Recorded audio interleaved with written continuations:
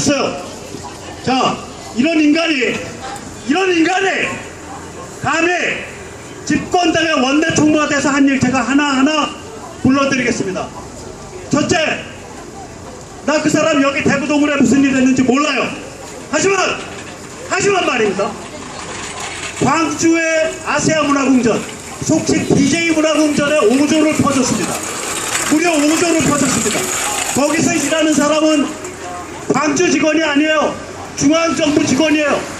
매년 100억, 200억씩 퍼주는 그런 기관입니다. 그거를 만들어준 사람이 얼마 전에 세월호 보상 줬습니다. 억울하게 죽은 젊은 애들이고 어린 애들이니까 좋아요. 거기에 특별조사기구를 설치하게 했어요.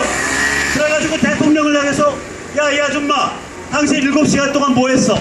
이런 야비한 인신공격적 일을 저지르게 만든 게 유승민입니다.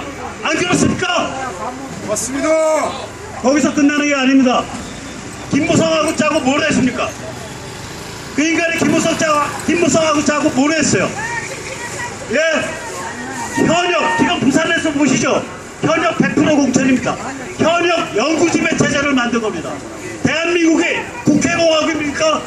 대한민국의 지배층이 국회의원이에요? 대한민국이 국회 독재공화국입니까? 이상한 사람들입니다. 거기서 끝난 게 아닙니다. 우리가 87년 6월에, 저는 87년에 저 아까 말했죠. 12년을 감옥을 들락거리고 10여 년을 기화생활을 했고 12년을 감옥을 들락거렸습니다. 87년 6월에 저는 수배 상태였습니다. 그때 대구의 젊은이들, 서울의 젊은이들, 전국 각 도시의 젊은이들 뭘 주장했죠? 이원 집정부제 반대입니다. 직선제 주장했습니다. 제 말 들렸습니까? 그래서 직선제 개헌이 이루어졌고 그 87년 체제가 지금도 이어지고 있습니다. 유승민이 원내대표로 있으면서 김무성과 짜고 이재호와 짜고 무슨 짓 했어요? 국회의원들이 연구 집권할 수 있도록 그러한 공천을 만들고 국회의원들의 국가를 지배할 수 있는 체제 이원 집정부제를 개헌을 감히 농단했습니다. 거기서 끝난 게 아닙니다. 개헌할 동력이 없으니까 이 인간들이 무슨 짓 했습니까? 국회법을 고치려고 들었습니다. 고쳤죠? 국회법이 왜 그게 무서운 법인지 말씀드릴게요. 원래는 국회에서 법률을 정하면 정부가 대통령이 시행령을 만듭니다. 어떻게 실행할 것인가를. 시행령에 문제가 있으면 법원이 그걸 판단합니다. 그래서 국회, 대통령, 법원 이 셋이 서로 감시하고 견제하는 체제입니다. 이게 대한민국 헌법 3권 분립의 원리입니다.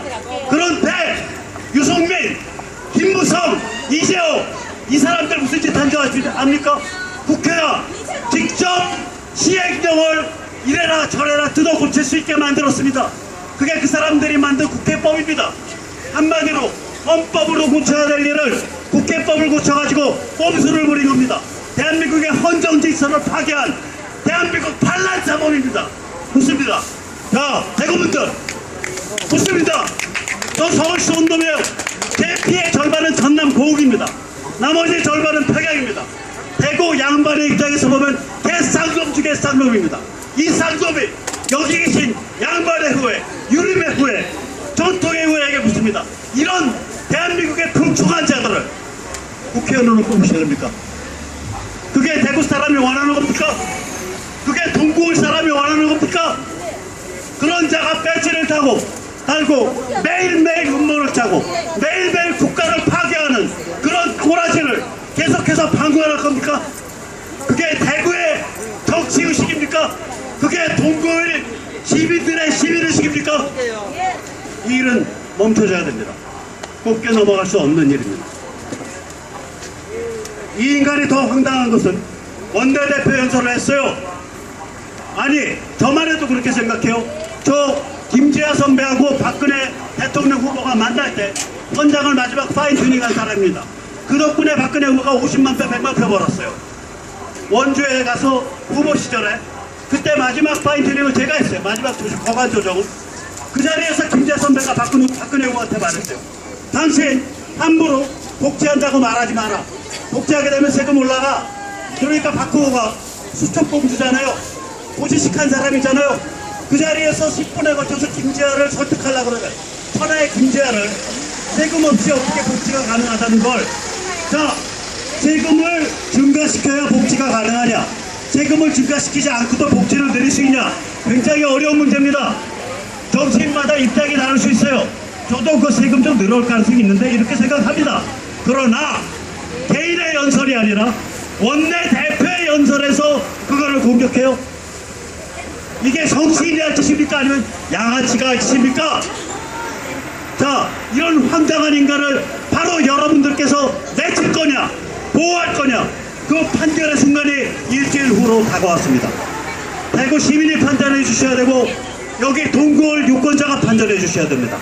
이제 이승철 후보 이야기를 하겠습니다. 저는 더민당 안 좋아합니다.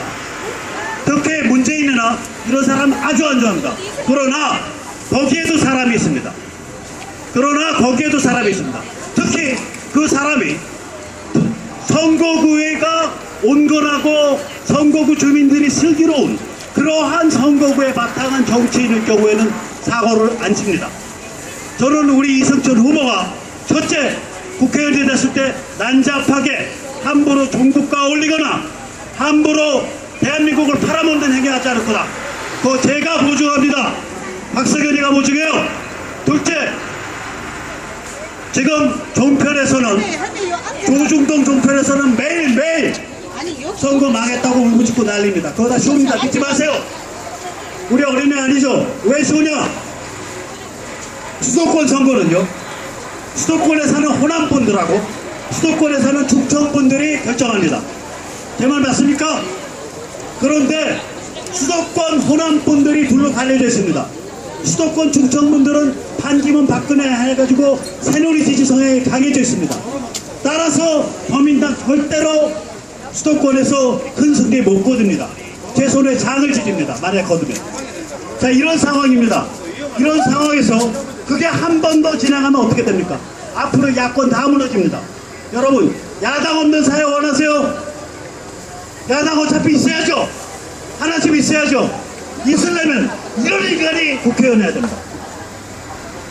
건강한 인간, 야당을 건강하게 이끌어줄 수 있는 인간이 국회의원 해야 됩니다. 어차피 야당이 있어야 됩니다. 어떻게 일당 독재합니까? 민주주의 국가에서. 그거는 사건에 야당이 있을 수밖에 없습니다. 여러분, 이제 동구을 주민의 손에, 동구을 유권자의 손에 대한민국의 명운이 걸려져 있습니다. 자기를 국회의원을 만들어준 대선배요, 자기의 후원자인 박근혜 대통령을 얼굴째 짓뭉개고 오늘도 하는 말이 모든 것을 용서하기로 했다. 정의롭게 만들겠다. 그러면 박근혜 대통령이나 새누리에 있는 모든 사람들이나 저 같은 사람은 그 사람한테 악행을 저지르는 사람이고 불의한 사람이 되는 거예요. 맨날 그 소리 하고 다녀요. 자, 이런 인간을 여기 동구을에서 마피아 보호하듯이 보호할 겁니까? 아니면 이러니까 내칠 겁니까?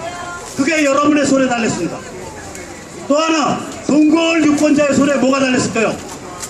동구을 유권자의 손에 앞으로 막에서 쭈그러가지는 야당에 그래도 사람 꼴값 할 수 있는 사람 하나 집어넣을 수 있냐 없냐, 보다 구체적으로는 이승철이라는 인간 집어넣을 수 있냐 없냐, 그 결정이 바로 동구을 유권자들의 손에 달려 있습니다.